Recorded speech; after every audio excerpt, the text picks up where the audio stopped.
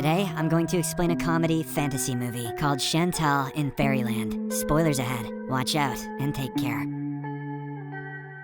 Chantal Akerman is a young woman who lives in a social housing apartment in Berlin, along with her brother and alcoholic mother. She has never really been good at anything in her life, education or sports or arts. The only thing Chantal wants to do is become a social media influencer. In fact, she tries her best at being a social media personality by doing makeup tutorials on Instagram Live. Chantal, however, is extremely clumsy and ends up gluing her hands to the bathroom basin. Undeterred by these failures, Chantal finds yet another opportunity to become popular on social media. She sees an advertisement from a chewing gum company called Crunchy Gum, announcing a contest for influencers with low followings. Anyone who can create a cool idea to advertise the company's products will be featured on their next ad. There is no way that Chantal is going to miss this opportunity, and she immediately gets to work. Shortly afterwards, she tries to make an engaging video by pranking her best friend Zeynep, but the latter wants no part in this dumb competition and refuses to cooperate. Zeynep instead is eager to check whether she has received an apprentice invitation from a local law firm. Turns out both she and Chantal had promised to send applications a few weeks ago. Today is the day they will receive either an acceptance or a rejection letter. As Zeynep is busy sorting her mail out, Chantal notices an envelope lying around. She picks it up and discovers an acceptance letter from the law firm for Zeynep, but instead of handing it over to her friend, she quickly hides it in her bag. Following this, she drags Zeynep to a local youth center to try out for a low-paying part-time job. Chantal regularly visits this place because it has free Wi-Fi, much to the irritation of the teachers there. They urge her to be proactive and try out for better jobs elsewhere, but Chantal doesn't care. As she is also an alumni, the teachers are forced to give her the part-time job. Sometime later, the two best friends get busy instructing a bunch of kids for an upcoming drama. This is when Chantal sees a gothic-looking full-body mirror kept in one corner of the room. She and Zeynep approach the extremely dirty antique piece, which has some sort of inscription on top. Just as the two friends are talking to each other, the glass becomes as clean as new. Chantal jokes that it must be a magic mirror, while Zeynep thinks it is some virtual reality gimmick. Nonetheless, Chantal once again begins to yap about her social media contest and what she plans to do for it. She wants to become a princess while dressing Zeynep as a witch. Then, a handsome prince will arrive, save Chantal the princess, and kiss her. She is busy explaining how she plans to execute this idea, when suddenly, something weird happens. The antique mirror speaks up and says, "Your wish is my command." Upon hearing this, the two friends are so freaked out that Chantal kicks the mirror. The glass, however, doesn't break, and instead it sucks in her leg. Zeynep tries her best to save her friend, but she too gets pulled inside the mirror. They both land on the other side, the magical world of Catania, where fairy tales are reality. Soon afterwards, they are greeted by a spirit named Sparky, who is the steward of the portals between two worlds. She reveals that Chantal had awoken the magical mirror, which granted her wish to be a princess. She is now Rosalia Esmeralda, the sole child of the King of Catania, Wildrich II. But the spirit adds that the king is a tyrant who had destroyed all the portals because of a prophecy. According to it, a chosen one would come from a faraway land and topple his rule. Furthermore, the spirit warns the two friends that they have 24 hours until the portal opens once more. She then gives them best wishes and vanishes from the spot. Despite being in complete shock, Chantal suggests they enjoy the time by fully utilizing her status as a princess. The two friends then head out of the room they landed in, only to discover that they are in a massive medieval castle. While fooling around in the lobby, they come across Aladdin, the main character from the book Arabian Nights. But he is not a thief or a prince, but rather a servant in the service of the tyrant king. Chantal sees the handsome young man and immediately starts to flirt with him, but Aladdin, being a servant, refuses to even look straight into her eyes and soon runs away in fear. Following this, Chantal and Zeynep make their way to the castle's garden. They soon come across Amalia, a highborn lady who is engaged to a famous knight of Catania. Amalia then invites the duo to a ball that is scheduled for the following day. Later that evening, Chantal and Zeynep sit down with all the important members of the royal family for dinner. They are gobsmacked to see that the queen is trapped inside a painting. The king, on the other hand, looks like a prepubescent teen. In reality, he is an old man who maintains this young body by drinking the water from the fountain of youth. Elsewhere, we are introduced to Bosco, a handsome prince from the neighboring state. He is in love with Felipe, a young stablemaster who takes care of the kingdom's horses. However, just like the other highborns, Bosco is expected to do whatever his parents choose for him. It is then revealed that he is one of several princes who are vying to marry Princess Rosalia Esmeralda. Back in Catania, Chantal unearths a rather disturbing truth about herself. According to a prophecy, she will soon be cursed by a witch named Samsara. This will put her in a coma-like sleep for 100 years. Only her true lover will be able to wake her up with a kiss. It is obvious that Chantal is the princess from Sleeping Beauty. As if this wasn't enough, Samsara decides to visit Catania that very night. She takes the form of an old woman and brings a yarn spinner with her. But before the witch can cause any damage, Chantal and Zeynep spring a surprise attack on her. They know that a witch's skin is immune to every weapon except for those made of silver. Thus, they manage to knock Samsara down by using a silver spoon and a silver rod. The two friends force her to take the curse out of Chantal Chantal's body and capture it in a nearby vase. They then put away the silver tools and allow Samsara to fly back to her home. The following morning, Chantal and Zeynep are waiting for the magic portal to open once more. They are excited to return back home when suddenly they hear a noise from outside. They look out the window and see that a prince is climbing up to the room. Chantal now refuses to go back to her world because she hasn't created any content to become famous yet. So she convinces her best friend to stay until she films a promotional video for Crunchy Gum with the prince. If this is the future of Hollywood, I'm tapping out now. It's been a good run, but I'm tapping. Following this, the two quickly decide on a plan and Zeynep goes behind a curtain with Chantal's mobile phone. The latter then pretends to be asleep while Zeynep records from a distance. Prince Bosco soon enters the room and rather reluctantly tries to kiss the sleeping beauty, but Chantal wakes up even before their lips touch and immediately starts to put up an act for her promotional video. She tries to get the prince to express his love, but he clearly isn't into girls. In his nervousness, he grabs the nearby vase and accidentally allows the 100-year-old curse to escape. The curse starts zooming around the room and even cracks the magical mirror before entering the prince's mouth. Almost immediately, several bad things happen in quick succession. First, Bosco becomes unconscious as he has swallowed the 100-year curse. Then, the magical mirror shatters into pieces, effectively closing the only way for the two girls to return home. With no other options left, the duo summons Sparky, who is enraged at the mess they created. She tells them that no one can fix the magical portal except for a novice witch with immense natural gifts. Upon hearing this, Chantal remembers her wish. She had asked herself to be a princess and for her friend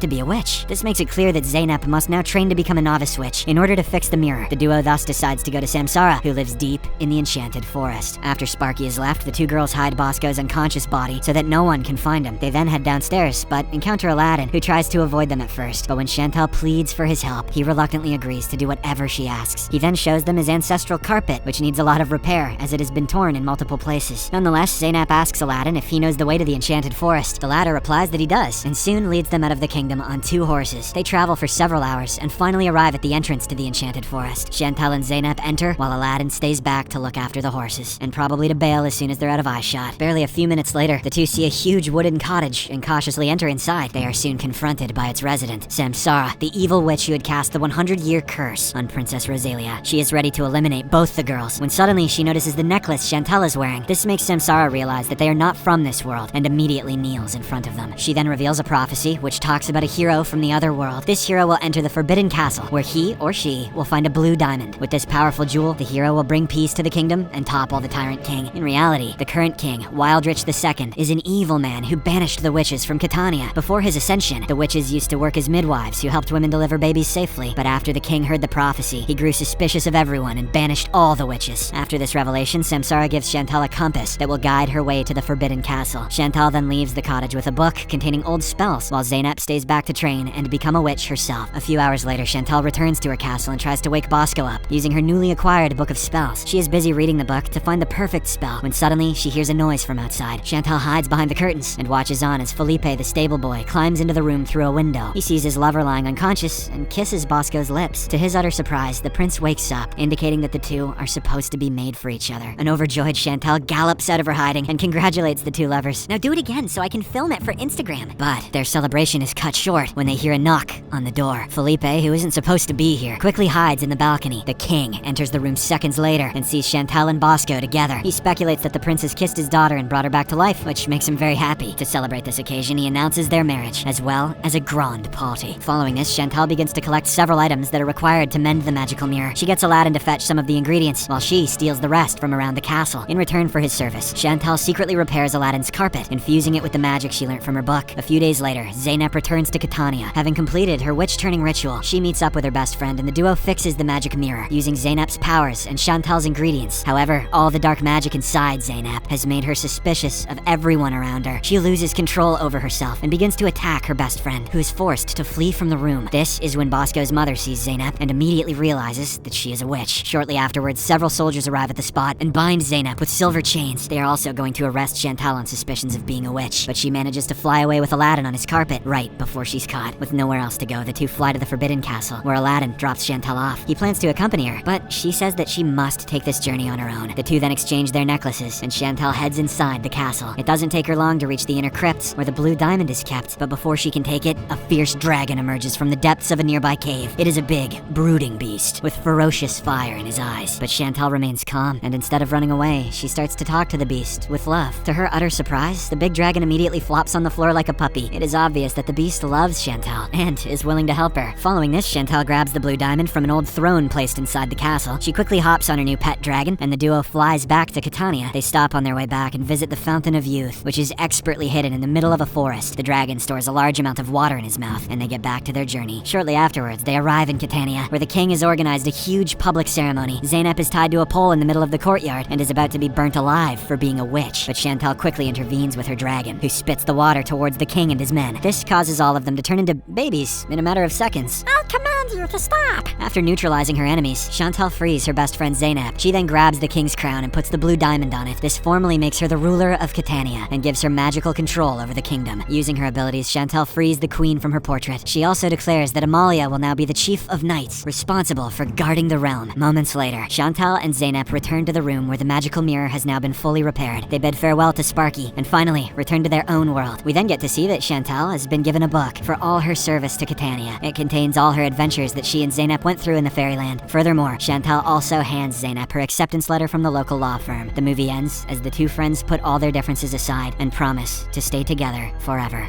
Subscribe for more videos like this, turn on notifications, and leave a like to help the channel out. Thank you for watching.